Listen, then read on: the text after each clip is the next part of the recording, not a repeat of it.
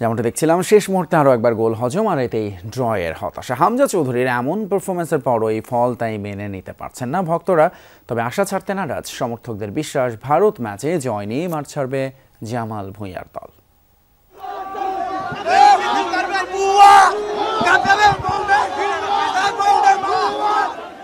ঘরের মাঠে আরও একটি ড্র নিয়ে কিন্তু মাঠ ছাড়তে হচ্ছে। আমরা দেখতে পাচ্ছেন যে এখানে সকলেই দর্শকরা যারা আছেন তারা অনেক আশা নিয়ে এসেছেন। আমরা জয়ের সাথে কথা বলার চেষ্টা করবো। এই শেষ মোমেন্টে আরেকটা গোল হজম করলো বাংলাদেশের। ভাই শেষ মুহূর্তে প্রতিবারই আসে স্বপ্নভঙ্গ ভাই, এই হৃদয় ভাঙার দেখতে চাই না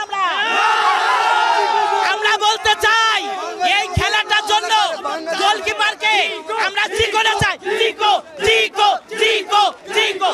আপনারা যদি বাদ না দেয় আমরা কঠিন আন্দোলন করব। এই কষ্টে আমরা কত সিন্ডিকেট চলে, সিন্ডিকেট আমরা কাবরের পদক চাই, কাবরের পদক চাই। কোচের যে মেন তাকে আমরা বয়কট করতে চাই। দারুণ খেলে, দারুণ। লাস্টে এত সেন্স দরকার ছিল না, জীবনও খেলা দিতে পারেনি। ওই কাবরের এই সেন্স করতে হবে। ইনশাআল্লাহ আমরা সামনের ম্যাচ ইন্ডিয়ার সাথে ম্যাচ 18 তারিখে ইনশাআল্লাহ আমরা জিতবো। বুঝতে পারছেন যে দর্শকরা আসলে খেলা দেখতে এসে পুরোটাই হতাশা নিয়ে বাড়িতে ফিরছেন। তবে তারা প্রত্যাশা রাখছেন 18 নভেম্বর ভারতের বিপক্ষে জয় নিয়ে বাড়ি ফিরবেন তারা। নাসিফ শুভ, যমুনা স্পোর্টস, জাতীয় স্টেডিয়াম, ঢাকা।